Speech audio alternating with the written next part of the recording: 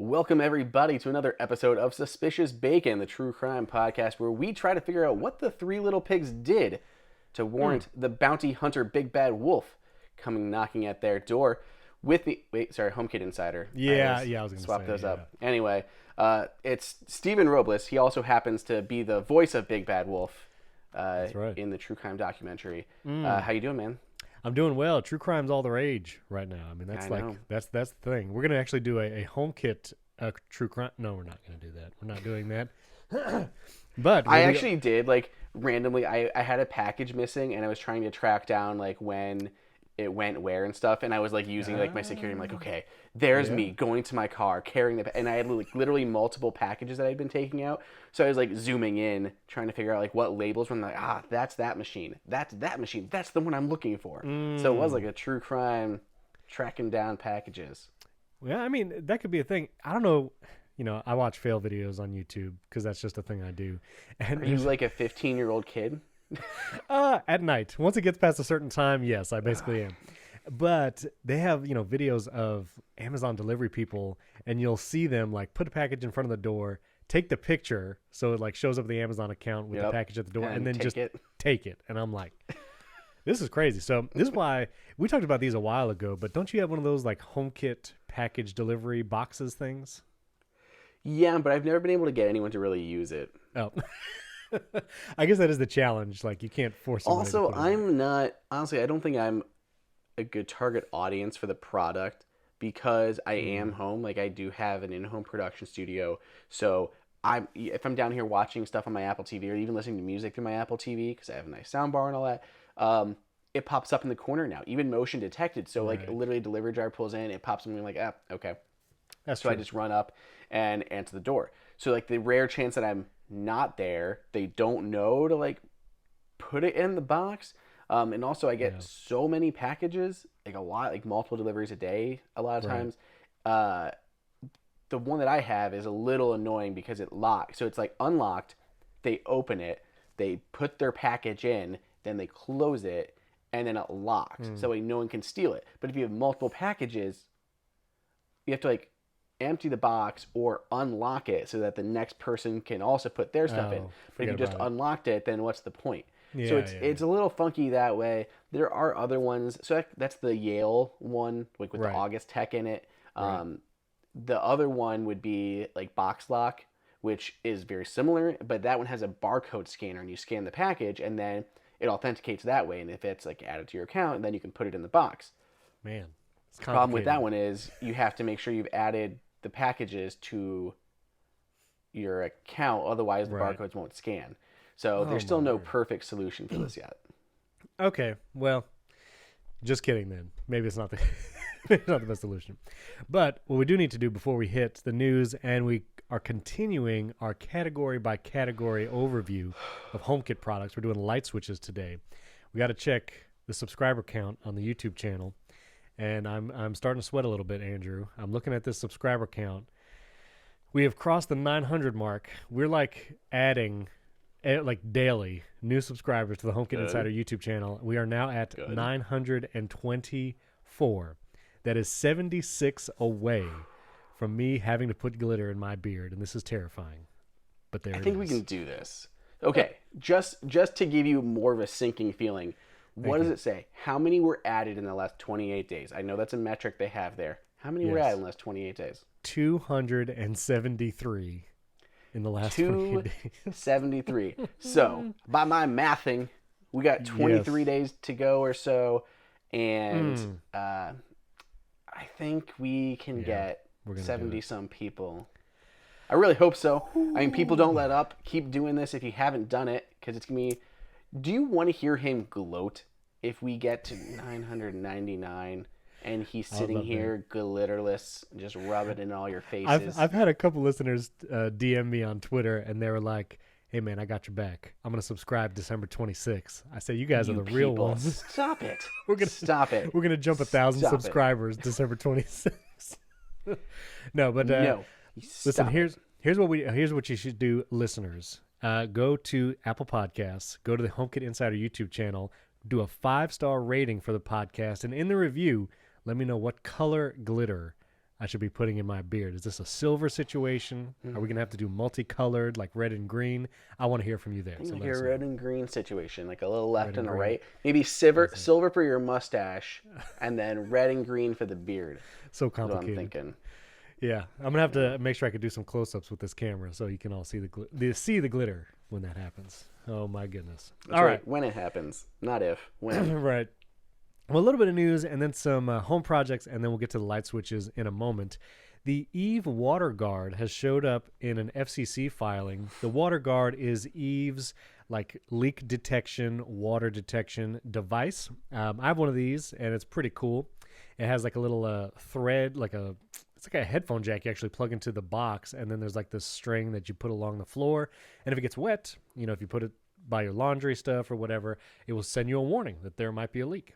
Well, it looks like they are adding thread to the Water Guard. I don't know if it'll be a firmware update or if it'll be a new device, but it looks like Thread's coming to that, which is always good. We love Thread. Thread is that communication that allows HomeKit devices to kind of mesh together, helps with connectivity and distance away from home hubs. So very exciting. That's cool. Yeah, it's definitely going to be new hardware, right? Because we knew which devices already had the Thread radios built in, which were like the ones from the last probably a couple years now at this point. And I believe all of those have been updated. Every piece of hardware that had the Thread radios built in have already received their firmware updates to enable Thread, as far as I know. So anything that doesn't have Thread in the Eve lineup, I 100% assume is going to be getting a hardware update at some point to include Thread.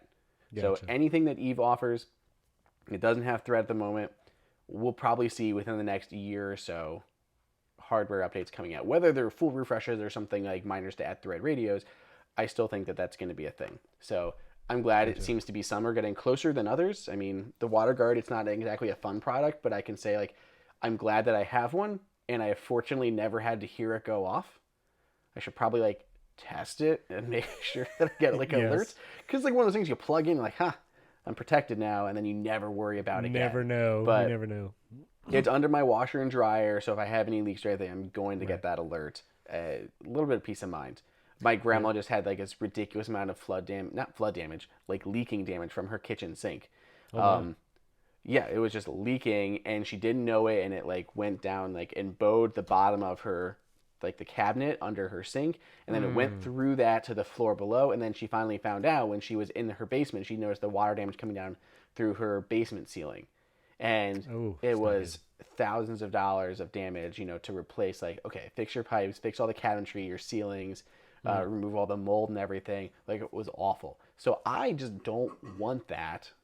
And now it's added to my list of fears: fires, robberies, water damage. So yeah, I have a few water guards. This is one of them. I also have the Aqara one under my kitchen sink to monitor that way, and I have the Fabaro one as well inside my bathroom cabinets. But yeah, I had the Aqara one at my old house, and I put it under the kitchen sink, and it did go off one time, not because it was an actual leak, but just because sometimes water happens down there. We had a water. I think you told that story, right? Your kid your kid was doing dishes or something? Yes. My son was washing the dishes, and water just goes everywhere when they do the dishes, and so it just got in the cabinet, and the thing went off.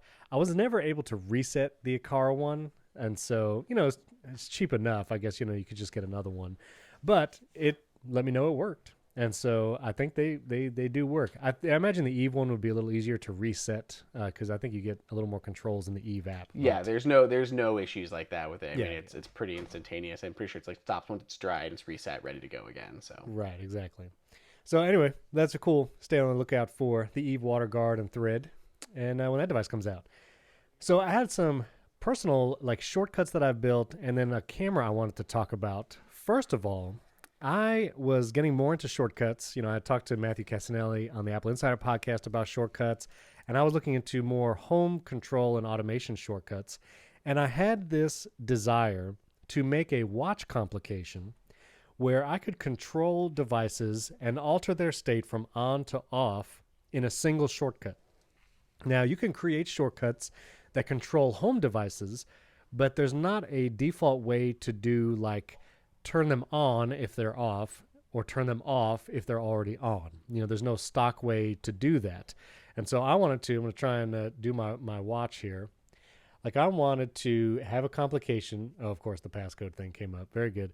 Listen, if you're listening to this week's episode, you should definitely go to YouTube and subscribe to the channel. But you could see the watch complication I'm talking about. This little yellow symbol down here was open or close the garage. So I wanted to be able to just tap my watch on a complication and know that the garage is opening or closing. So to do that, I don't want to have two different shortcuts to put on the home screen. You also can't, maybe this will be a future update from Apple. It's not like you can put a device in a complication on your watch and control it that way as like some kind of tile that you do in Control Center. You can just put the home app icon on your watch and then you just open the home app. But I wanted a complication where I could open or close the garage and it knew if it was open or closed. And so I spent a little while kind of experimenting with that. It is not super intuitive on how to do this.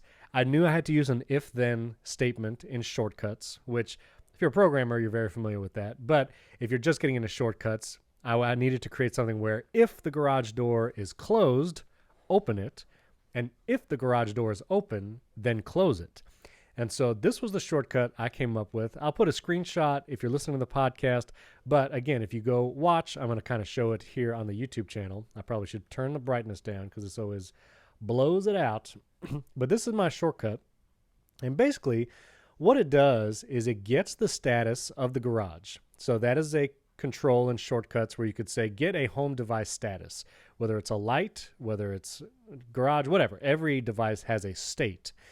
Now, the complication with the garage, and this is the Maris garage door opener, is that the state it gives you is a number, 0 or 1. The garage door gives you closed or open. So it actually does say closed or open. But the if-then statement only allows you to put like a number in it. And I couldn't put the word open or the word closed in the if statement to say if open. And so I had to do this weird thing with the garage. And the way I figured out what it was doing, I put a quick view step, which when you're building a shortcut, if you add a quick view step, it'll show you like what the shortcut is seeing right now at any given moment. So I saw that the garage door was saying open or closed. And so what I had to do was I did a replace text step, which basically said replace the word closed with the number 0 if that's what the state of the garage door gives you, and vice versa. So now I had a 0 or 1 if-then statement. And then I created my if statement, and it basically, if the garage is closed, then open it.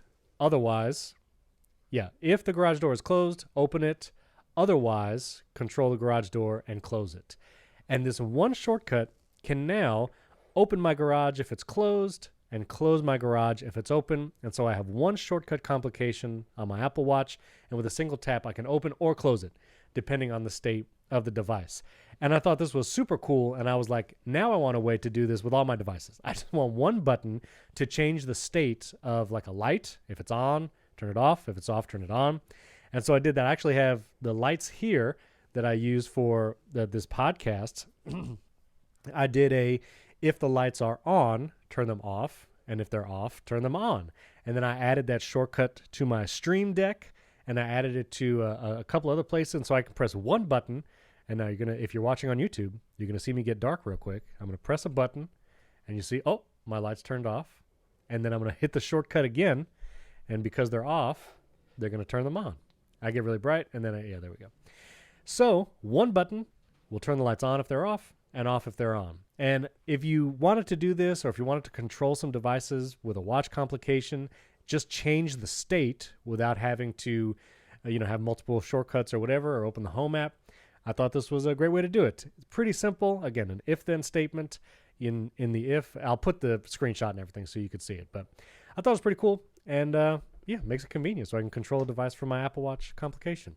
You ever do something like that, Andrew? Yeah, we've talked about this before, I think, on the podcast. We were talking about how we just need actual toggles for it. Because I have all mine set up for all my HomeKit buttons. It's the same thing, but I don't have to go through all the steps with shortcuts. I just check the state of it in the HomeKit automation. Right. And you can, and then you don't have to convert things to zeros and ones and check those values. Right. You just, when it runs an automation, it just, the first step is the light on? And then if it is, turn it off. Otherwise, turn it on. For some reason, I couldn't get the if statements to see the garage door state. It was just the garage, because most of the other devices, it was like 0 or 1, and it was a straightforward deal.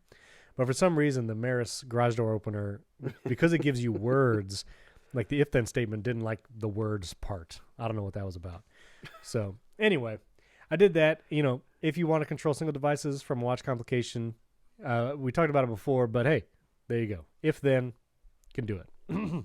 Now, something, did you have anything else you wanted to add to that? No, I was just trying to see if my own garage door was showing up as a state that I could look at in my automations. So I was hopping into the Eve app, and this is our real time figuring things out. That's right. Don't you love when we do that in the show? Like, so prepared that we just create it on the spot. I was prepared. I showed my shortcut. I showed my shortcut. Okay, sorry. Some of us were prepared. Well, I didn't know what you're... No, I know. I just have... I was trying to be mysterious like you are in the show notes. Ooh, mysterious. That's right. This is now the time where I stare into the camera as Andrew looks. Okay, that's not what I was going for. Okay. I was the Eve app always just makes you go, does all the extra stuff of like creating the scene first versus just creating an automation. I always liked how in the home app you can just create automation, whereas through like Eve you have to create a scene first and then the automation. So it takes a second. I'm not going to bother trying to make. Okay, very good. All right, well, I'm just curious. we'll cut all that out. I thought you were going to talk more, Steven. No, I didn't want to move to the next thing, because we were going to go back with it. But anyway, I'll move on, because this thing I know we have not talked about, because this is a new device I got, which, we're building a house, and I'll put a picture in the show notes of the current state. We got some blocks laid. There's some dirt in it. It's very exciting. We're looking at another 4 months, hopefully. And sometime in this interim period, once I start wiring the house, I'm going to do some video stuff just personally, because I think people might be interested in me running Ethernet in the walls. But I wanted to see the construction sites without going there all the time. And so I wanted to do a camera. And we had talked about some of the options for a camera that can use cellular data to stream and record, and also maybe one that can be solar powered. Now, we talked about the Arlo 2 Go, which recently came out, and I was going to do that one, but the Verizon website was so frustrating to order this thing, I bailed. I could not order it. I literally tried to order it. I tried once or twice, and I was just like, forget it. And I was also going to have to sign up for a data plan for Verizon, but like a postpaid, and so they had to do my social security number and do all the credit check. And I was like, this is too much. If I could have just bought the Arlo camera, stuck a SIM card in there from whoever, I would have done it, because I wanted the Arlo, but it was too complicated. It will be available through other places, I think, in the future, just launched with Verizon. Yeah. But I hope Mr. Verizon is listening to understand how frustrating his website is. It is really frustrating, and I'm losing customers, Mr. Verizon. And I'm an AT&T customer, so it was I was gonna have to create a whole account with Verizon, and so I was like, forget it. So I'm not gonna do it. So I took a risk and went with one of the top results on Amazon when you search for a cellular outdoor security camera, and this is called the Reolink, REO Link. I've used those. You've used those? Mm-hmm. Well, very cool. So it was on sale around Black Friday. It's actually still kind of on sale right now, so we'll put the link in show notes. Maybe it'll still be on sale. It was like $280. It was on sale for like $220, so like $60 off. It was a pretty good deal. Plus I had some Amazon points, so I was like, okay, around $200. This is a good deal. And I got the one where it comes with a solar panel, and the camera is a pan and tilt camera as well. So I can actually control it. It's got the solar power, and you can throw a T-Mobile SIM into this camera, and it will broadcast, live stream, and record to the cloud over that cellular data. So I got the camera, I went to the T-Mobile store, And I was kind of dreading that, because whenever you go into a cell carrier store, like you never know the situation. But T-Mobile was actually great. I said, I just want a prepaid data-only SIM.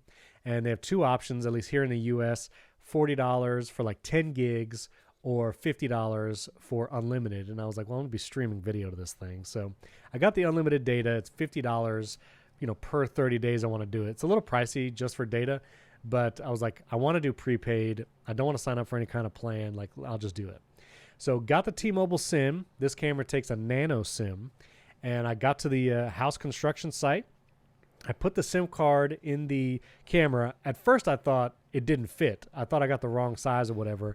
But with SIM cards now, you got like the full-size SIM, you got the micro SIM, and then the nano-size SIM. And you kind of have to like break off the borders of the SIM cards. And so I didn't break off enough. And I was like, oh, no, I'm not going to be able to do it. But then it was fine. So anyway, that was just on me for not using a SIM card in a long time. So I popped the SIM card in the camera. You turn the camera on. And there's an internal battery in the camera. So if you don't get the solar panel, you can just charge the camera itself and it'll last for a while. You don't need the solar panel, but I just didn't want to worry about battery. So pop the SIM card in. After about 30 seconds, it said successfully connected. No issues connecting to the T-Mobile cell network. So I was like, great. That was the one part I was worried about. And then it comes with several mounting options. This camera, you can either screw it into a wall or a tree.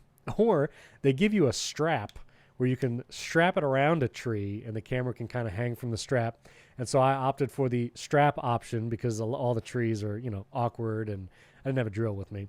So I mounted this thing to the tree. I will put a picture in it in the podcast artwork, and I'm showing in the video the picture. It's a little tilted. I can't tell what I thought I was looking at an aerial photo of something. I thought that was a gravel road, Steven. Oh, no. Like it just, no. It's my car. Like it looks like, is that space? Is that a space camp? And that's a gravel road? Oh, nope, it's a tree. It is a tree. Camera. It's a tree. So there's the camera with the white strap around the tree, and there's like an antenna sticking out. It comes out. And then I screwed the solar panel into the tree over there. Solar panel connects to the camera with a micro USB to keep it charged up. And boom, like it was good to go. I was surprised that it was kind of that simple and easy to set up. And so you have to use the Reolink app. This is not a HomeKit camera, so you're not going to get this into the home app, but I didn't expect a home thing. I don't think you'd be able to do that with the Arlo camera either because you can't use the hub if you have this out in the middle of nowhere, use it on cellular. So I knew I wasn't going to get HomeKit. But this is the Reolink app. And here is a live stream of the construction site. There's actually a little bit of movement there with some bulldozer or backhoe or something. It's moving dirt. And the Reolink app, pretty nice. It gives you the live feed. You can do a high quality feed or low quality to help with the smoothness of the stream. And you can pan and tilt right here from the app. So I can pan and tilt right now. And, I can rotate. I can get the video bigger, here on the phone. And see, you got something moving over there. This is a live feed on a T-Mobile cellular network. And then you can also, it has a micro SD card slot. So you can put a micro SD card in there and record to the SD card. But you can also pay Reolink for cloud storage, and you get 30 days of recorded video whenever there's motion, and you can download those video clips like other camera services. So I did opt for that. It's like $35 for the year.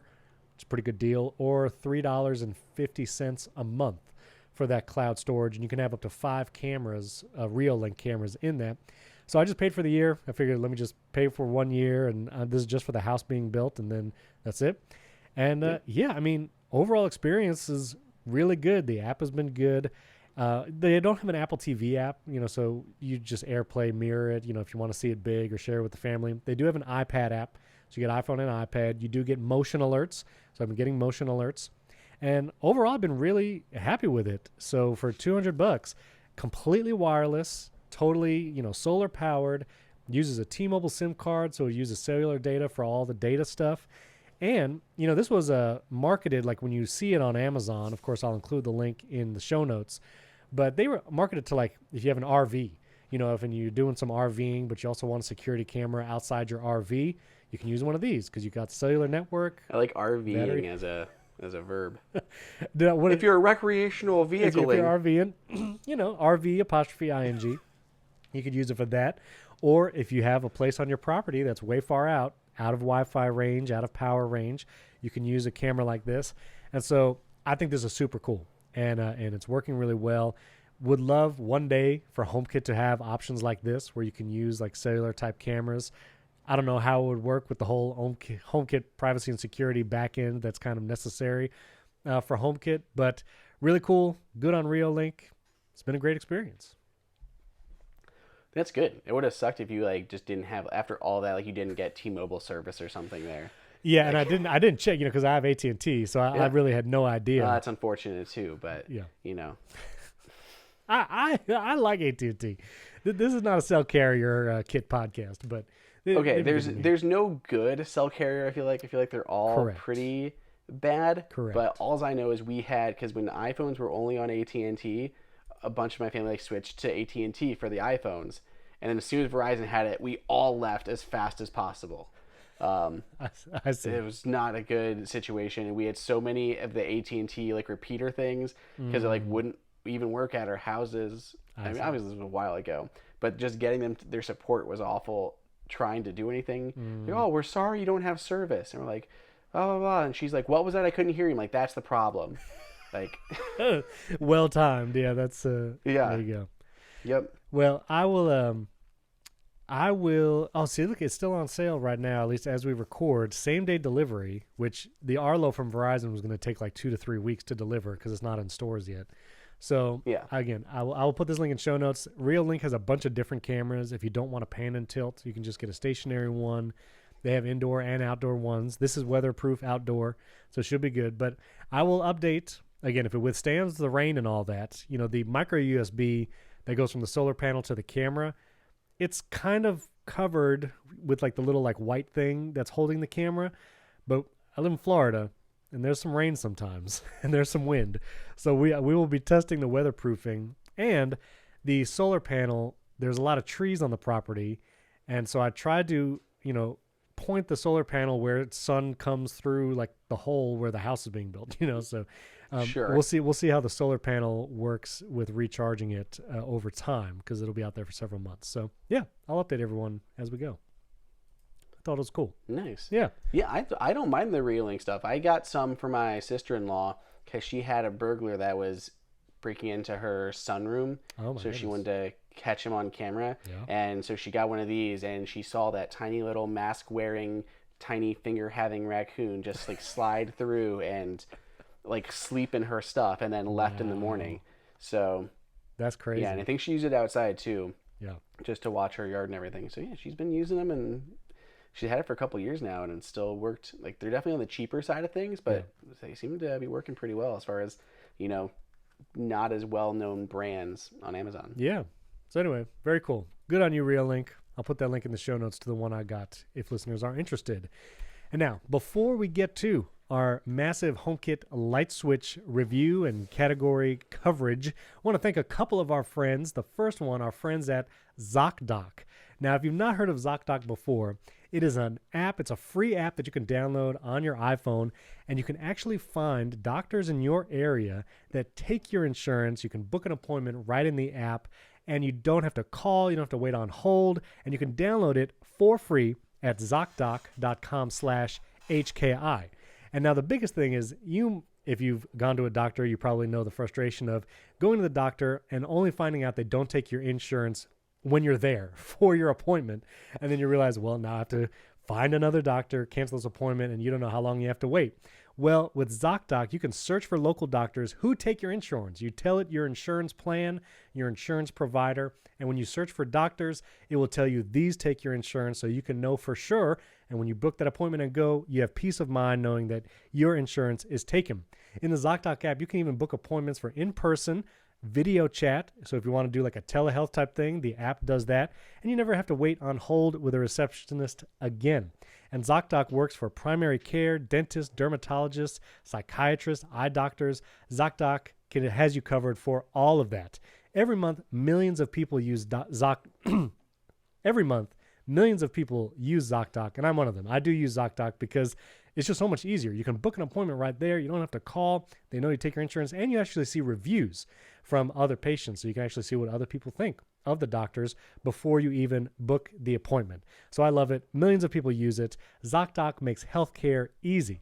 And now is the time to prioritize your health. So go to Zocdoc.com/HKI for HomeKit Insider and download the Zocdoc app. Sign up for free. It's totally free, and you can book a top-rated doctor. Many are available as soon as today. You can even book an appointment for some doctors like right now, today. That's ZocDoc.com/HKI. Zocdoc.com/HKI. Our thanks to Zocdoc for sponsoring this episode and our friends at Wealthfront. A lot of investment apps make it easy to start trading, but just because it's easy doesn't mean you know what you're doing. I know I've tried to get into investments the last year, couple years, and trying to figure out what index funds to get and not showing how much risk you're actually taking because you're not sure what to do. It can be a little stressful, and you want your investments to actually grow over time. You want to trust that the money you put in there is going to grow. Well, Wealthfront makes it easy to invest, and they make it easy to get smarter about investing. When you go to wealthfront.com/HomeKit, you can fill out a little quiz. You tell them how much risk you're willing to take on in your investment. Maybe this is very, very long term, so you want minimal risk. Or maybe you're more aggressive and you say, I'll take a lot of risk, hopefully to get higher returns. Well, Wealthfront will help you build a diversified portfolio of low-cost index funds in minutes. You can build your own portfolio too, if you want, with crypto trusts, tech, and hundreds of other investments. And Wealthfront even offers a socially responsible portfolio, a mix of funds built around human rights, climate change, sustainability, and diversity. Best of all, Wealthfront is totally automated. They do all the trading, rebalancing, and they help lower your tax bill while you invest. I started using Wealthfront myself also once they came on, and I love it because it's simple. Their app is beautifully designed and their website very easy to use to connect it to your bank. It's very secure, and then I can trust the experts in investing my money, and I don't have to worry about whether I'm choosing the right index funds. Wealthfront is trusted with over $27 billion in assets, helping nearly 500,000 people build their wealth. And you can get your first $5,000 managed for free for life. So if you want to do up to $5,000, no other costs, they'll help invest it for you. And that's wealthfront.com/HomeKit. So start building your wealth and get your first $5,000 managed for free for life when you go to wealthfront.com/HomeKit. That's wealthfront.com/HomeKit to start building your wealth. Wealthfront.com/HomeKit to get started today. Our thanks to Wealthfront for sponsoring this episode. Now, Andrew, the category that I thought was going to go quick, but we got some stuff to talk about. Light switches. HomeKit light switches. Now, I know you're going to go off because I know you got lots of thoughts on light switches. You've had more experience. I'm going to talk just from my personal experience, and I was very limited in my previous home because I did not have neutral wires in my walls. And so that really limits the HomeKit light switches that you can use. And so I only was able to use a couple. And so those will be the ones that I'll talk about. And then Andrew's going to just pop off. He's going to talk about his light switches. I'm really building this up. No, but Andrew has tried many, many others. So I'm just going to say get a SwitchBot finger. That's it. That's my recommendation. Just buy a SwitchBot little finger, 2 of them. Yeah, that's it. Toggle it up and down. Actually, you can just get one because they give you this little loop thing that goes on under the switch. So you can just get You're one. You're saving switch everyone money, Steven. That's it. One little finger with a string. That's all you need. One finger on a string. That's all you need. So the ones that I have experiences with, and again, we've mentioned them before, but Lutron, their light switch, especially their dimmer light switch, those are the ones that I put all over my old house, and they did not require a neutral wire. They have multiple models, so you got to make sure you get the right model. They do have models that use neutral wires, and then they have models that don't. They have dimmer switches and non-dimmer, so just on and off, which I used for a couple ceiling fan light switches. But I love Lutron. They do use a hub, so you do need the Lutron hub, so that connectivity is there. It's not just Wi-Fi, which probably helps with that reliability because it had the hub. The Lutrons, though, were just super, super reliable. Like I never had to reset a Lutron switch the entire time I used them. And I used them for maybe 4 to 6 years. I had like 8 different switches around my house. They were just super solid. So Lutron is my number one pick, again, because of reliability, because they have multiple options, dimmer, non-dimmer, all that kind of stuff. When it comes to how they look, I don't know if they're like super sexy. Like they're not like really cool looking light switches. They're pretty utilitarian. They're definitely like they're flat and they're like not attention grabbing. So if you want something that's kind of just I don't know what kind of word I'm looking for, a humble light switch, a non-ostentatious light switch, the Lutron is good for that. But it is not like futuristic looking, and it's not going to be a decor thing. But they were simple enough, and there are physical buttons on the switch, including dimmer arrows, which, as Andrew's probably going to mention, you want to make sure you have physical controls over your stuff. Again, neutral wire or non, so you can get either one. And you can, again, program it with HomeKit. It was all HomeKit compatible, so I had lots of automations and all that. So, again, loved Lutron. They also have the like plugs, so if you want to get some smart plugs that are Lutron working, once you get the Lutron hub, you can get all those different devices. So, Lutron is my top pick.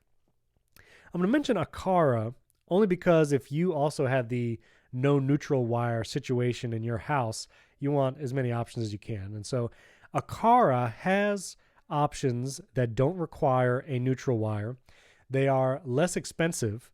And so the Lutron ones ranged from like $60 to $70.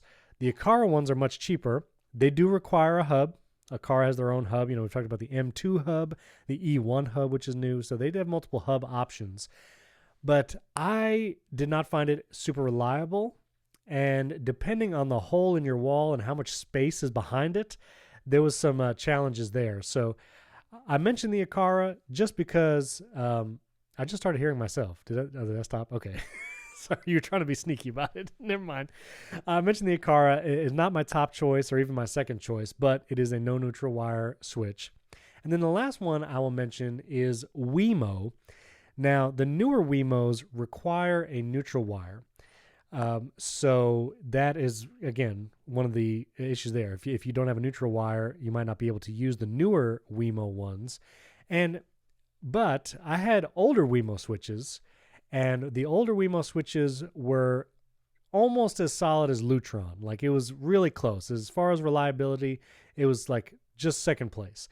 And I like the look of the new Wemo switches as well.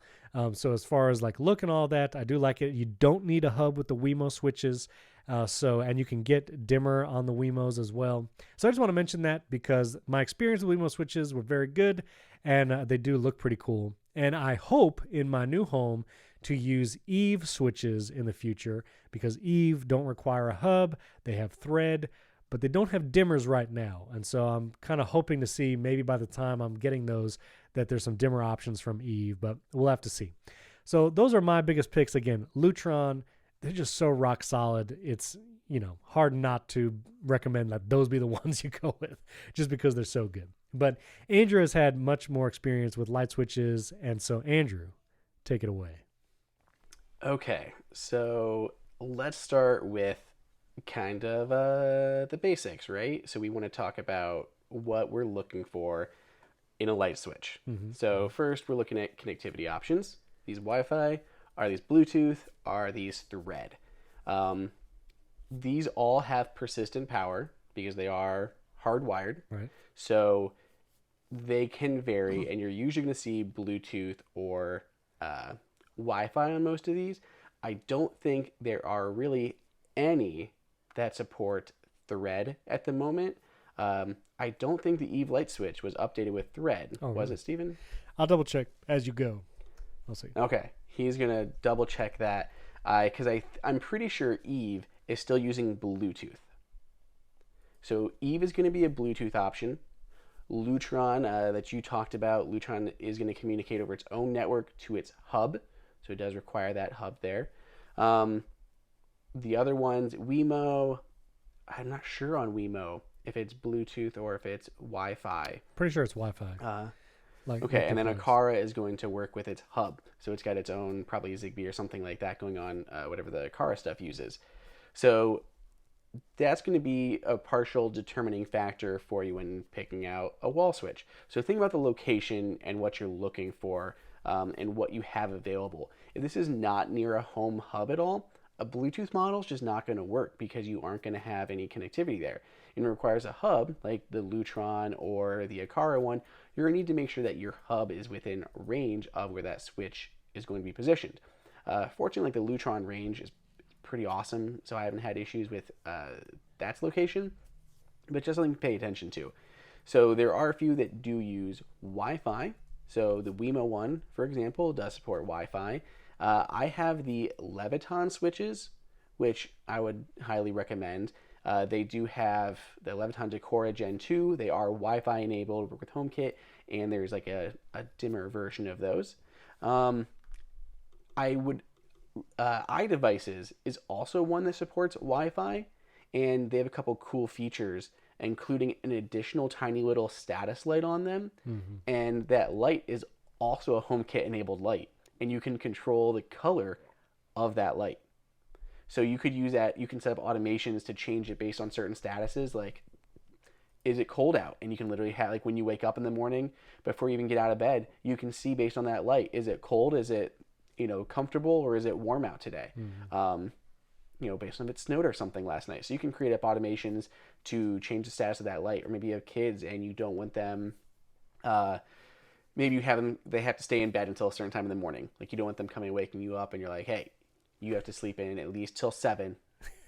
That's it. Reasonable. So you could change it to a color on a light and then say like red light, green light when they are, can come out of the rooms in the morning or something. I don't know. Or recording I don't have a podcast. And the dogs don't listen. Let them know you're recording a podcast. Yeah. Recording right now. Yeah. And you set your recording scene, and it adjusts the light in your studio and changes the light outside your door. Boom. So there's a lot of things you could do with that little status light. iDevices, though, a little bit of I wouldn't say a bummer, because their products are still solid. They still work. I still like them. Their products are all very good, but they've been kind of MIA for the past year or two.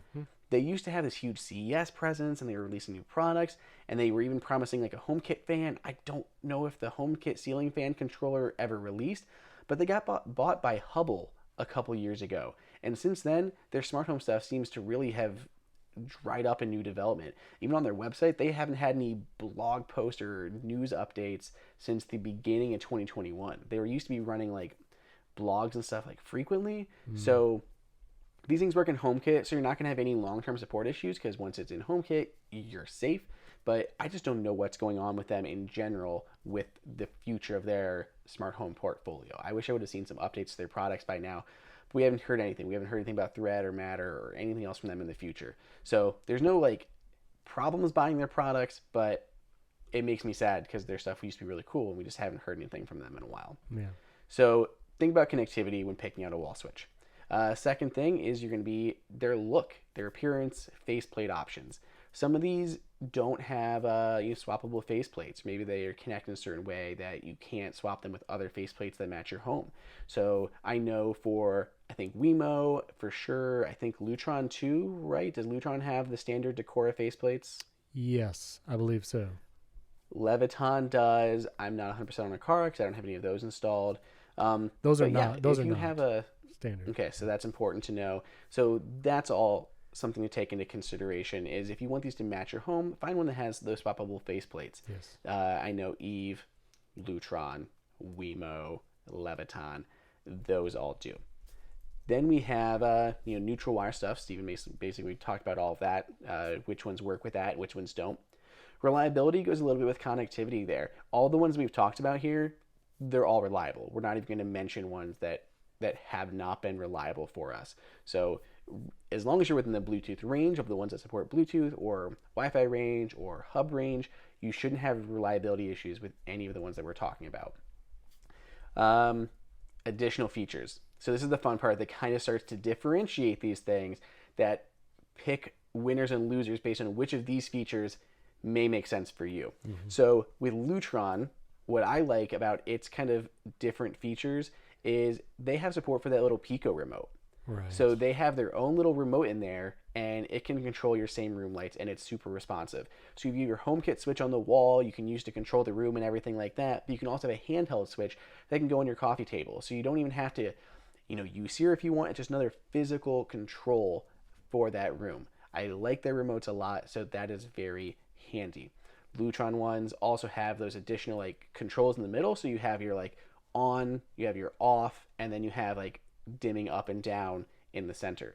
So you have additional controls on those little remotes, whether in your wall or just sitting on your table. So those are the Lutron's kind of differentiating factors. With Eve, it has a little status light in the center, which I just like because it lights up the switch so you can find it. So if it's like a dark room, you can see this little glowing light on there to know where your switch is, tap it, and the lights come on.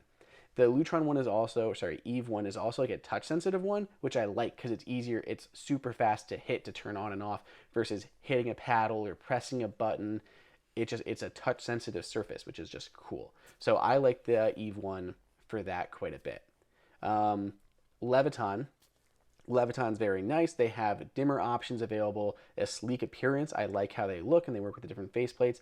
They also have a second switch that you can mount anywhere in your home. It's like the anywhere switch or dimmer. So if I have a large room, a kitchen or a living room, and I have like a built-in wall switch on one side, cool. But then you can get the second Leviton switch to put on the other side of the wall, and it will also control the room. So they can like mirror each other, and you're basically giving yourself a second in-wall switch without having to install an in-wall switch. And I think doing it this way, whether it's with that second Leviton switch or with the Lutron Pico remotes, I think those are more reliable than using a HomeKit button.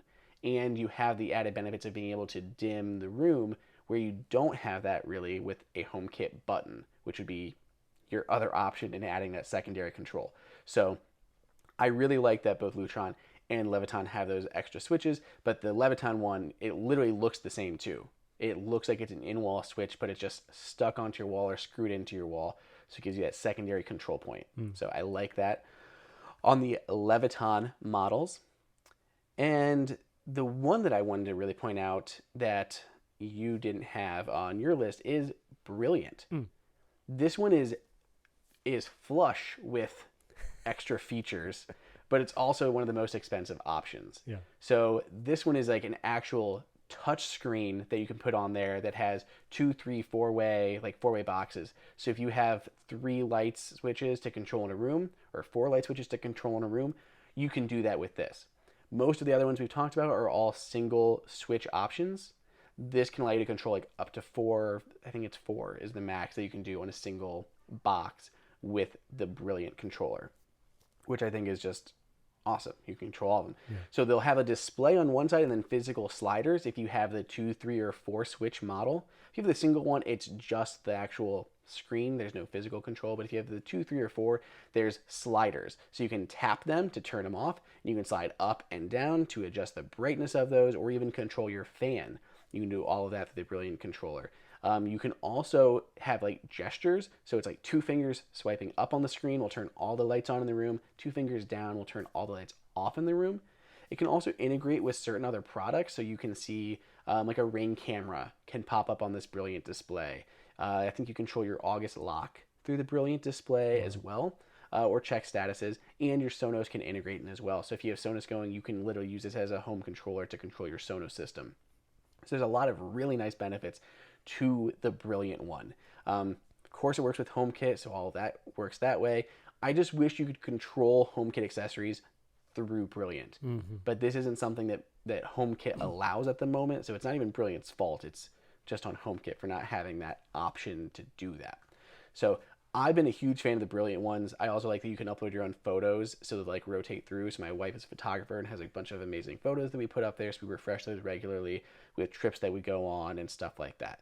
So the Brilliant one's really neat. It's just more expensive by quite a bit. Right. So if you're looking for like added value, that's a good one to pick. Other than that, I think Steve and I would both recommend all of these. The Lutron switches, the Wemo, Eve, Leviton. Those are all our highest ranking ones based on if there's any of those things that specifically, peek out to you. The only other thing I would say is that we are inevitably going to get some thread connected ones.